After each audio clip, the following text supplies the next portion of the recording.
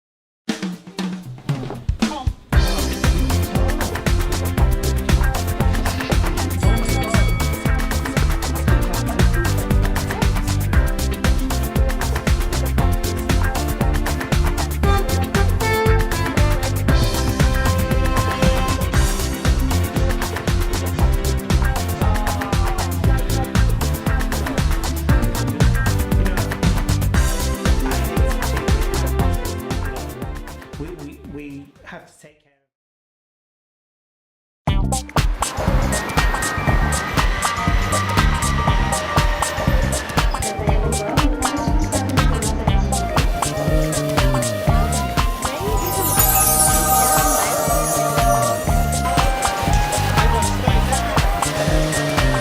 So, what's first thing now? We're meeting Jane. Is that right, Reece? Me and Jane at the car rental. Okay, and then what? Straight to check-in. Yeah, going straight to the hotel and just settling down for the evening. Okay. Maybe grab a bite to eat. Good. Have a few bevies. Do you know what? I've been dreading this trip. Why? Well, the purpose of the trip is to come over and sort those couple of staff members out. Yeah, that's true. It's been on my mind, and however much I think about it and want to come to a compromise, I can't. And in my head, I know what has to be done. They've got to go. Do you know, to be honest with you, I think the work ethic is completely different here in the US than it is in the UK. People actually want to work here. Whether or not they can find a job is another matter, but actually, you know what? People actually embrace success here, whereas in the UK, they tend to be very jealous of somebody who makes it quite good. I've noticed. Unless it's just me they hate. Could be. But Bobby was supposed to have been on this trip as well, and he hasn't been able to come because they've just started filming their new show. Well, that just shows, doesn't it? We're just going to have to be back here in a couple of weeks because he's going to need to meet his surrogate. I think in terms of surrogacy, California is, and always has been, the most surrogacy-friendly state. I think every law in every other state has originally stemmed from here at some point or been used as a precedent in the courthouses in different states. So, you know, it's like the birthplace of surrogacy, really. So I've made quite a lot of money here, really. You know, when you think about it, we do. Last year we did 73 cases in total from this office at 130,000 to 150,000 per go. You know, you're talking a lot of money. What's that, 7.9 million or something? It's a lot of money. So why don't we hear a little bit about you two? Tell us about how you met, how you're in the position you're in right now. I was living in San Francisco at the time, and was in a punk rock band. I was young, wild, carefree, thought I was invincible. I was on top of the world. I mean, the world of San Francisco at least. And that's where I met Kelly, was at one of my shows, Hangers and Mash. And that's the name of my band. And I was also getting into drugs at the time, and just sort of slowly escalated, drinking every night. That was, typical. Then eventually it led to opiates and heroin specifically.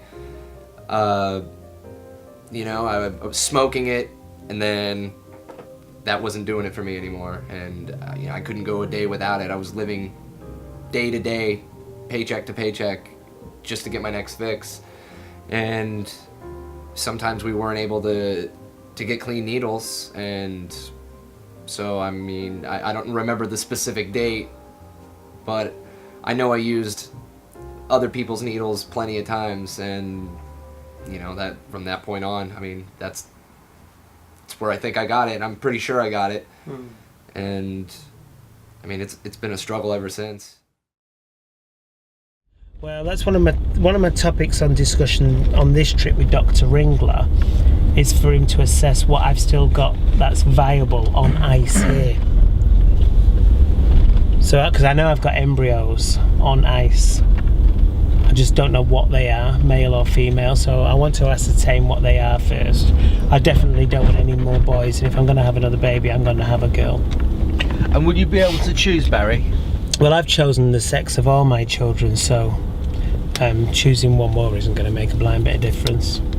I remember when we chose the sex of the first two 16 years ago. Our kids are 15 now, but it was 16 and a half years ago even when we first did that, and it was a brand new discovery at the time. You're talking about science that just wasn't around. It was very Frankenstein in those days, which is probably why it made the news and all that kind of stuff around the world. But we had to find a team of people who were willing to do it. And in Los Angeles, you can find a team of people to do anything if you've got enough money to pay them. Yeah. Do you know, I think at the end of the day, you get what you pay for. If you pay for a Mini, you get a Mini. If you want a Rolls Royce, you have to pay for a Rolls Royce. You really do get what you pay for. And the service here is second to none. I can guarantee any single person that I work with who comes here and pays my price here, that within 18 months they will have a baby at home without a question. And the majority of them end up with 2 for the price of 1. I say, you know what we Northerners are like. If you buy one, you get one free. I say, if you buy one, you get one free.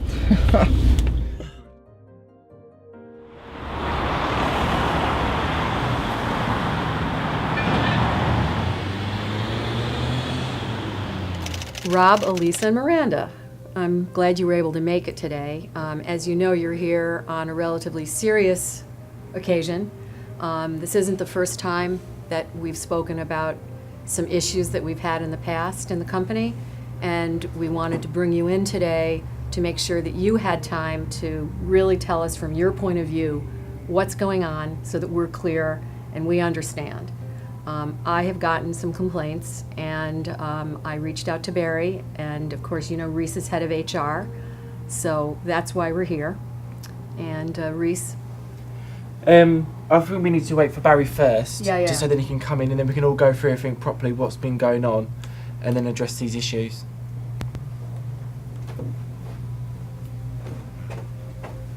Good morning. Hi. Morning. Morning. So how is everybody? Good. Good. Yeah. You good? Yeah. Yeah, I'm not good at all. I'm not good because I've had to just travel for 5,500 miles to get here and sort out your issues locally, but that's your job to sort them out, not mine. What? Look, these issues. How long have you been here now? 8 months. Yeah. And how long have you two worked here? You were like the original guys in the office. Yeah, absolutely. We got this office up and running. Absolutely. Well, there were issues to be dealt with, which I feel I have been dealing with. You mean before you arrived? Look, I've been doing the best I can, okay? It's not easy. It's not easy working with some people in the office and the department. And the truth is, I was hired, as I understand it, to deal with all kinds of aspects, not just administrative, in terms of people, structural, the running of the company. Sorry, excuse me. No, that's fine. But how do you two feel like he's dealt with those issues? I mean, what issues is he actually talking about? I literally have no idea what's going on. I mean, you know, we started this office from the ground up. I think we've been doing an incredible job. I haven't heard of any complaints from any of our clients. Seriously, everything was fine before. Oh, have you heard any complaints? I'd like to know, Rob. Or do you have specific complaints about certain people? Because you seem to be looking in my direction. Excuse me. We've gotten complaints from clients as far as attitude. I think attitude is really the issue here. And it seems to me like it's attitude with the clients and also attitude with colleagues. And that's not acceptable. I don't even know anything about complaints. I mean, I literally don't even know why I'm in this room. Okay, listen, attitude. There's a lot of aggression coming. Okay, and that's exactly the kind of thing that I'm. It makes my job more difficult. I have expertise, from past See, experience, unfortunately, I haven't seen that expertise, and actually, I think that since you got here, there have been more issues that have arisen. I think we've done an incredible job. My first, everything I do is for the client. So I'm confused why I'm here as well, because everything was fine until he turned up, and actually, I think let's that. stop. Just let's stop for 5 minutes, because you are giving me a fucking headache, if I'm really honest with you. You're all giving me a headache. So, you two actually did do a really good job when we opened up the office, and I can't thank you enough for that. I think to help us build the office up here in LA, you did a great job. However, your expertise wasn't in business, whereas his is. So that's why he was brought in, to actually manage this unit as a business unit. And we have to look at it in two ways. We have our clients that we have to look after and all the rest of it, but somebody needed to come in and actually run it and make some money from it, and that was his job. Yeah. I think you've done a fucking awful job, to be quite honest with What? you. Yeah, I think you've done a really shit job. I don't think I should be getting phone calls. If you talk one more time, I will pick this bottle up and throw it right at you. I swear to God. So I would shut the fuck up right now. I think you've done a really good job so far, but you have pissed off so many of the staff. 4 people have left in 8 months, and I've never known numbers to actually leave my business like they are leaving right now. I really don't want to hear any more shit from you, because that's what I think you've been giving me for the last half hour. So, you know what? Why don't you just leave for now? Go and wait in your office, and we'll shout you back in a couple of minutes. I want to just have a quick chat with these 2 ladies. Like now, Rob, that would be nice. Okay.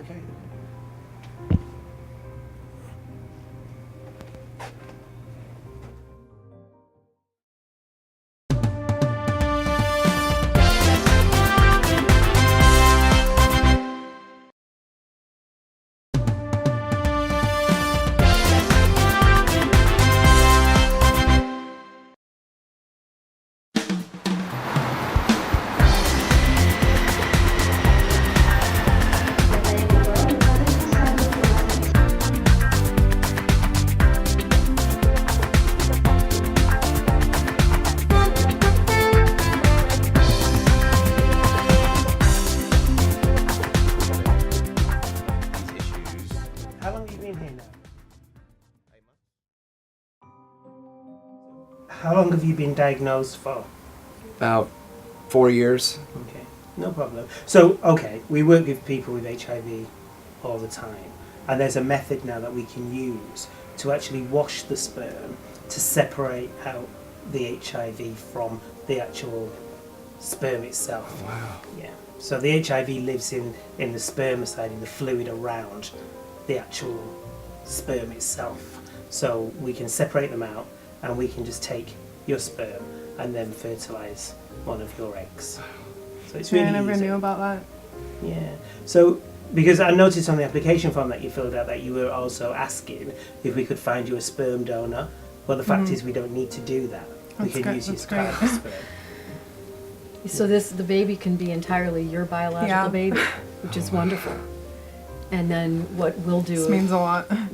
And what we'll be able to do is find you an appropriate carrier, a surrogate, who can then carry your baby for you, because you're unable to. Yeah. But it'll still be 100% biologically yours and your partner's. Wow. So Jane, I think the next thing to do then is for you to take them over and see Dr. Ringler. The appointment's been made for today while you're all here. Okay. So it gives you all a chance then to talk about the process. When you go over to the East Coast to deposit your semen, you'll meet up with Jane. So Jane will take care of everything at the hospital, at the university. Okay, so it's really straightforward, isn't it? Very straightforward. And, you know, as your case manager, you know, I want to reassure you I'll be there every step of the way. If you need any advice on reservations or hotels, absolutely anything. I mean, I want to give you a lot of comfort and support. All right, Kelly? Thank you. Yeah? Okay. And so after this meeting, we'll head over and we'll see Dr. Ringler. Okay. And then you can ask him any questions you may have on the medical process. All right, sounds good. Thank you. You're welcome. Joanne, the issue that sorry, what's your name? Elisa. Elisa. Thank you. The issue that I've actually got isn't just with him, there's some with you. The email that you sent me about Melanie, It's Miranda. Miranda, going on about her and what have you, and one of the IPs sent me a message saying that you'd called her a princess, a diva or something or other, and that is unprofessional. I don't remember that at all. I would never, I mean, it's particularly, I would never send something like that to a client. I really, or say something like that face to face. I would never do anything like that. I am professional. I'm here to make sure that our intended parents are taken care of and that their needs are met. That's what I'm here to do. Can you send me that email through? Like, Yeah. princess? Seriously? I don't remember that at all, so... It looked like it was perhaps an accident that you copied in the intended parent, but you did have her as a copy in an email to one of the other guys. I'd be interested to see that email as well because I don't remember it. Okay. I think your attitude to your job over the last couple, whether you like Rob or not, shouldn't have a bearing on how you do your job. Please don't look at me like that, because that pen on Reese's lap is going to end up right in between your eye if you do. One more time. But at the end of the day, your attitude is terrible at the moment. And Melissa and one other person, Miranda and another one of the staff actually complained about how you were aggressive to both of them last week. And we need to have a little bit of a chat because we need to make some decisions here. It's not it's not working for me at all. So Can I just say one thing before we... No, just be quiet for a second. So let's let Melanie and Gillian go and have a coffee, and then we'll bring them back in a second. Yeah, okay. Yeah.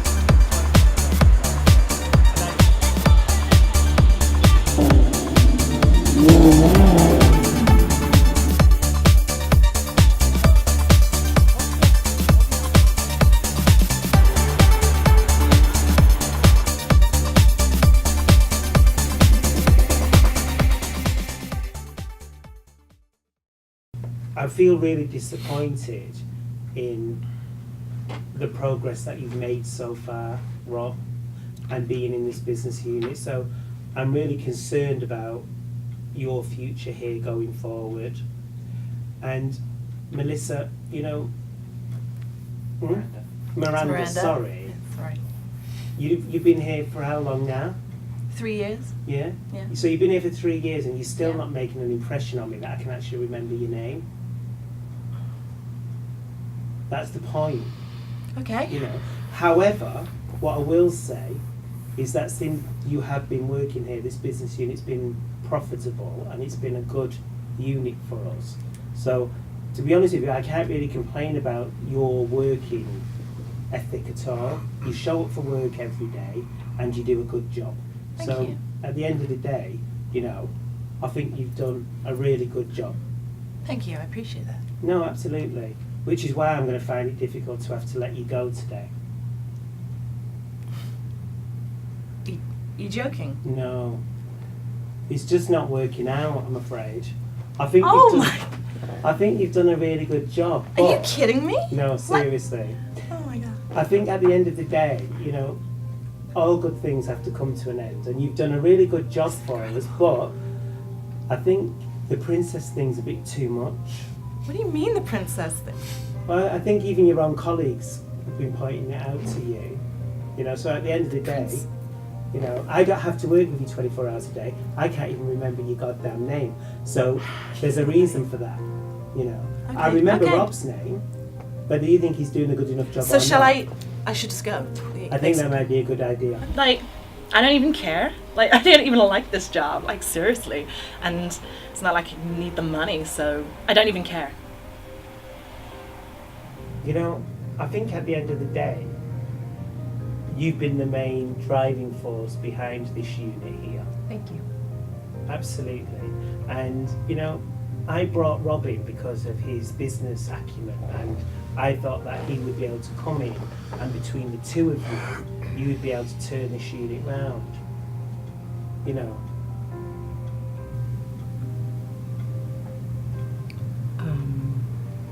I'm not actually looking for you to comment, to be honest, because I've already made my mind up.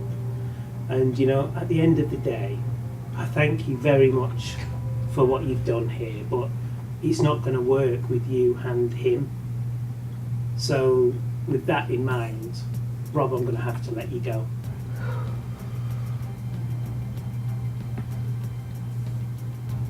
I haven't really got very much more to say, to be honest with you. Have you guys got anything that you want to say?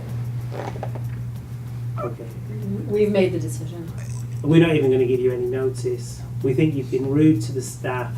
We think the way you've hassled this young lady, it's just, no, honestly, please, I really can't be asked at all.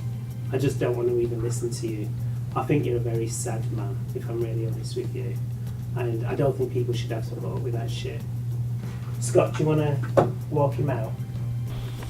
It's completely unfounded. It's a nonsense situation. To be honest, I'm relieved to be rid of this.